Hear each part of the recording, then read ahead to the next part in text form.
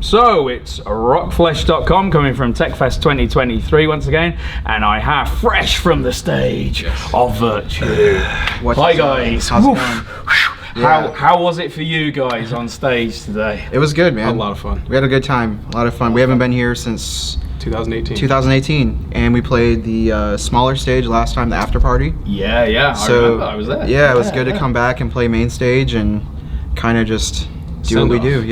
Yeah, exactly. With it being the last one, it's like one of the things we've been saying, like obviously the community, the family that you have with TechFest and stuff, like quite what it means to bands, being able to be part of those kind of festivals rather than the big ones. Like how important is it for these kind of little festivals to be knocking about? Oh, it's sad for them to go away because we are having some stuff like that back in the States happen, where it's like small festivals, small venues because of COVID, you know, the rising price of everything, being a musician in general, and it's like not having those takes away from the opportunities that bands like ourselves, like when we come over here and it's like we can come in here, play, make new fans, actually kind of go up and touch people, talk to people on a more person-to-person basis. Like the big festivals are fun, they're awesome, but sometimes they can be a little bit overwhelming when you have, you know, like a Slipknot or like Five Finger or, you know, these enormous bands that everyone wants to go see, and maybe is not going to pay attention to some of the smaller stuff. So it's like not having those, it takes away opportunities like that,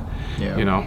But hopefully, you know, the organizers, they can come up with maybe a different idea or a different version of what TechFest can be. It might not be TechFest, but still have the same spirit, you know what I mean? That's the thing, like I think we've all spoken about kind of the community continuing. There's no way that this kind of you know, family won't keep on going. We often have like the tech habilitation gigs that are like the kind of one-off stuff and that. It's a shame that we won't have just yet, you know, kind of that annual kind of big meeting of like, you know, we're saying like everyone just turn up and going, oh hello, I haven't seen you for ages, that kind of thing. It's like, but yeah, definitely. And obviously for guys like you from Michigan, it's a big financial and kind of, you know, physical, emotional output coming across to do a tour. And this is the start of your UK run, pretty much. The financial impact, we've spoken with lots of bands that have said it's not necessarily financially viable to come across to the UK anymore.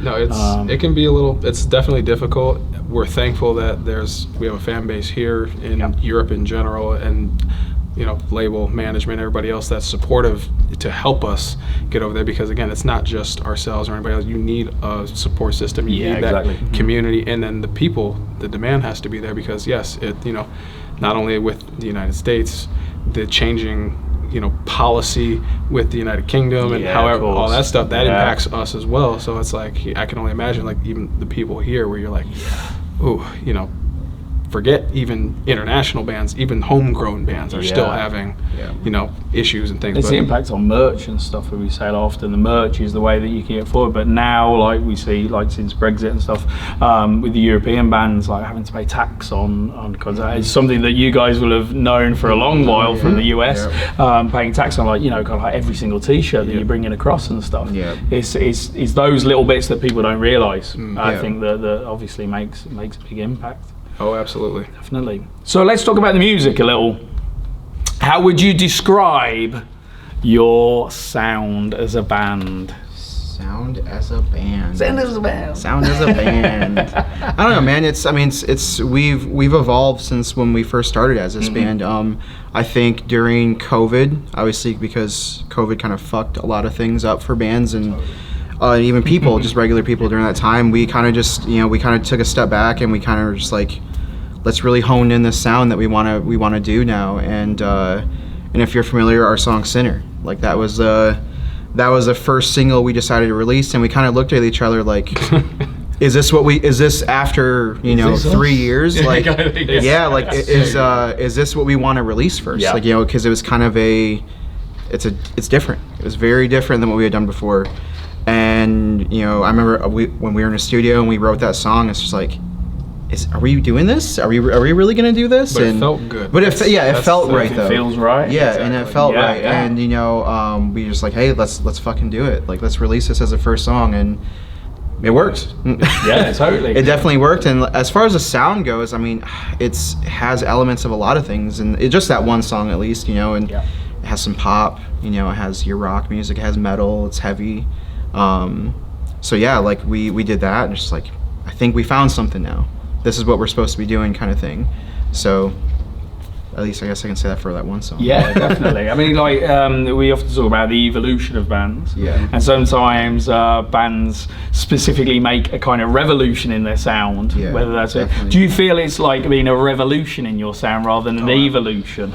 It's Yeah. I mean, I think it could be, No, definitely, yeah, definitely. it could be Yeah. both, man. It's, you know, our old songs, they were heavy. They were an extension. They were kind of like a transition of what we were doing before. Because it's like, if anybody even cares about it, it's like we used to play in weird time signatures, going crazy, no structure whatsoever, just kind of stream of conscience for everything. But then our last record, we really kind of honed in, and you know, when people say starting to write songs that people can Yeah, we latch spoke onto, about that totally. you can Where sing like, you along suddenly with. start writing song structures And- like, as an element. This one was, you know, first part, like the evolution of it is honing onto the best part, like the catchy parts. You want to make them to where it's, you know, times 10. I The think heavy that's stuff, the thing, if you're gonna make it heavy, go times 10. Make it as heavy as you possibly can in the boundaries that you're setting for yourself. And from there, the lyrical content, the depth, like going into way more personal stuff. I mean, there were times, myself and our singer Tyler, it's like, we were uncomfortable with what we were writing or putting down, because you're like, do I really want to say that to the world? But you have to think about, there are other people that think that and do not have the platform to say it. So we kind of have to say it for them, like bands did for us growing up, like a Linkin Park or like Deftones, Slipknot, Korn, these Killswitch Engage, where you're like, why do I feel something for this? And then you realize like, oh, there's a real life thing attached to it. Then now it's like, okay, now I can take this, and in turn, they're being that open. yes, You know, give this sharing to it. somebody else So, next. Yeah. So Yeah, exactly. Oh, yeah. Exactly. as Definitely. emotionally honest as we possibly could be. Yeah, which I think definitely comes through, and I think you touched on the catchy element. I mean, that's one of the things as well. Your songs are so damn catchy. They've all got hooks, you know, kind of thing. It helps with the co-vocals, you know, the dual vocals that are both, you know, really, really good, really unique. As in, you hear you know it's you guys kind of thing. Yeah. I think we always say that with bands that are the best bands are the ones that aren't necessarily pigeonholable, because it shows that you got lots of influences, but also the ones where you hear a band and you go, it's that band. Yes. I know it's them. I know it's On Virtue. You know, it's there. You know, and you know that's a great band at that point, kind of thing. So influences, you kind of touched on a little bit there. Yeah. Do you feel that that you've focused in on more specific influences with the kind of newer sound of the band than previously, or it's still all just, you know, Kind of to a turning degree. on? I wouldn't say it's like, we just kind of, when we were in Center specifically too, Yeah. what was nice is we got into a room, we didn't have anything pre-planned. It was a matter of, we were going through, like, thinking about ideas, and it's like, what was stuff when we were first getting into music?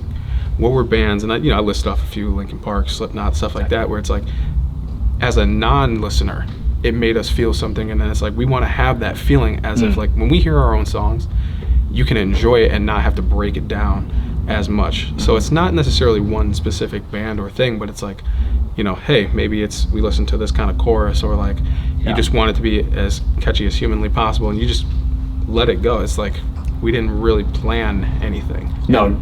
The best part about it is that it just came. It was, okay, now we have this does the super heavy one, does Hypocrite fit with Center?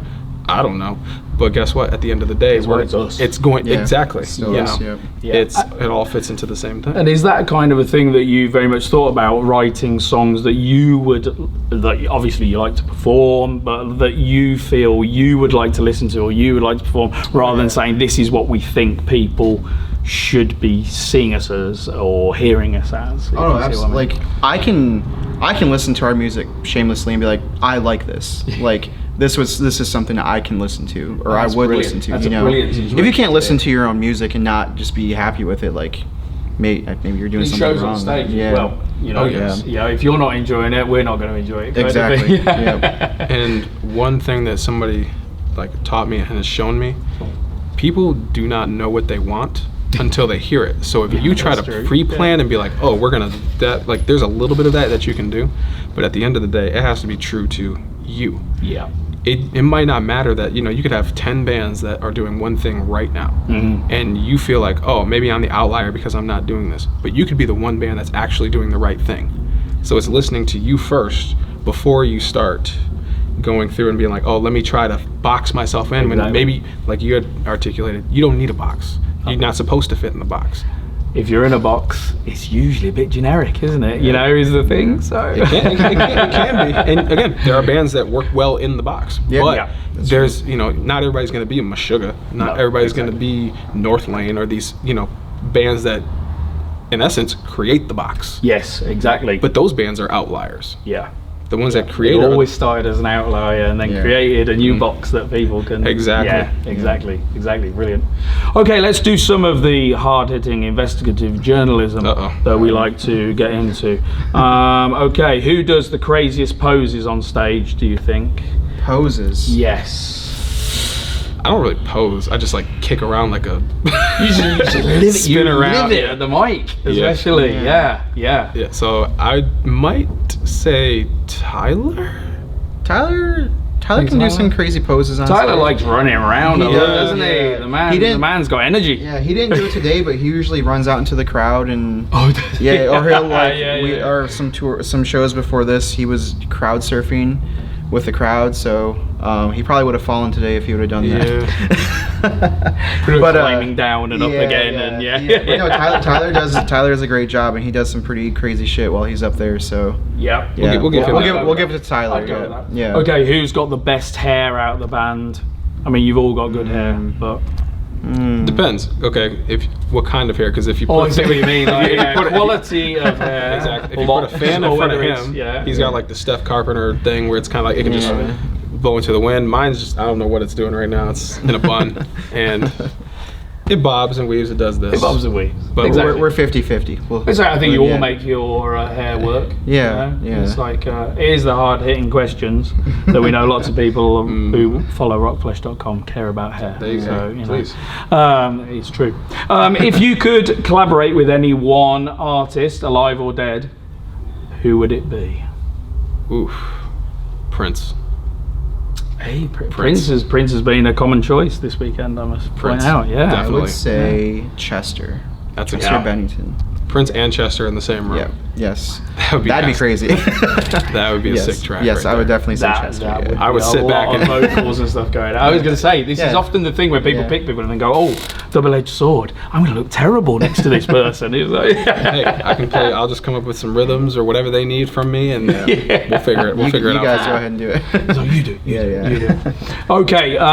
If there was a biopic of the band or a film of the band, who would play each member of the band? Which actor would you have play each of you? Danny Trejo. That's a good call. I love that. Yeah, I'll stick with that one. Yeah, that's good. I like that. Yeah. I like that. Probably. That's a hard one. Probably Michael B. Jordan. I have him. That's cool. Oh, Yeah. there you go. He's a little more shredded than I am at the moment, but he makes me look real good. Hey, it's fun. Exactly. It's like, artistic, How about the other two guys? Ooh, so Tyler. What do you think for Tyler? Zach Galifianakis. No, please don't. No. We gotta give him a good one. Gotta get him a good one. You don't have to give him a good one. I mean, he's not here. Yeah, he's not here. So that's what I said. Yeah, that's what I said. You know what? Fuck it. Fine. The little fanny pack and all. Yeah, fanny pack and all. Exactly. Yep. Yeah. Ryan, our drummer, Yep. who unfortunately was not here today. He injured himself, so could not make the tour. Who could play Ryan? That was a good question. What's my man's name from Harold Kumar? Oh God, John Cho.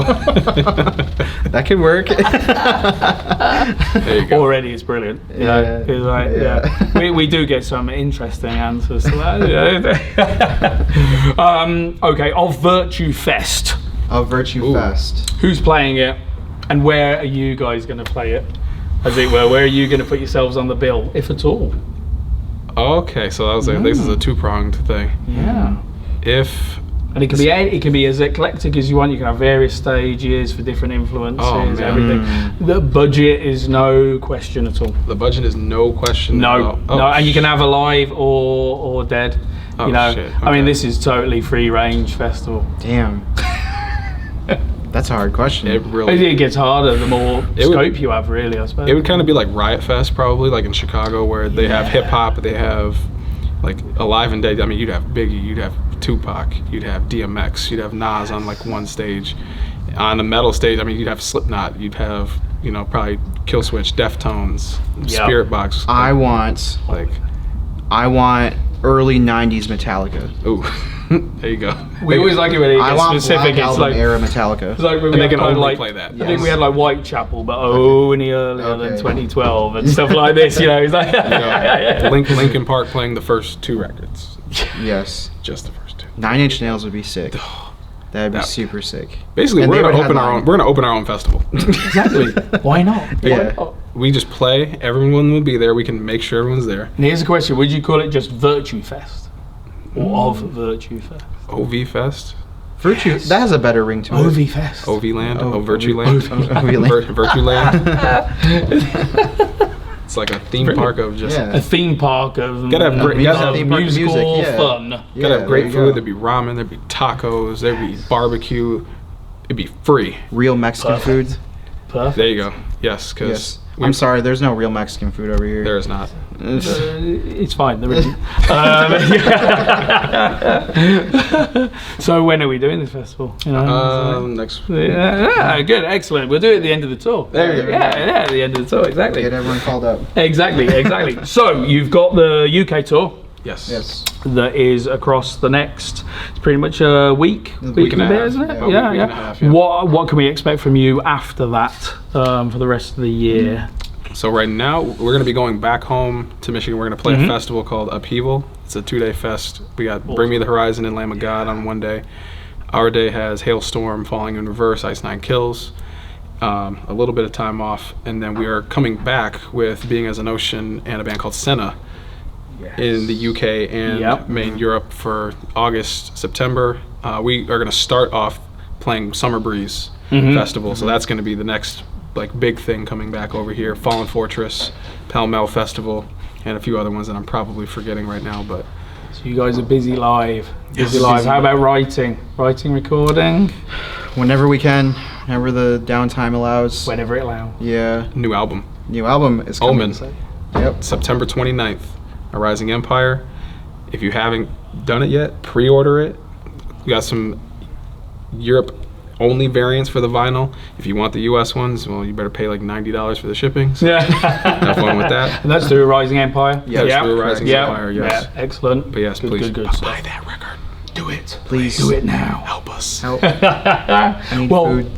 Thank you. Yeah, need food. Thank you very much for having a chat with us. Yes, It's been thank you. awesome. Thank you very much, And yeah, great set. Obviously, the review and the photos from the set will be up on rockflesh.com as well as the interview, etc., etc. Like and subscribe. But yeah, that's been us, rockflesh.com with Of Virtue. Thanks very much.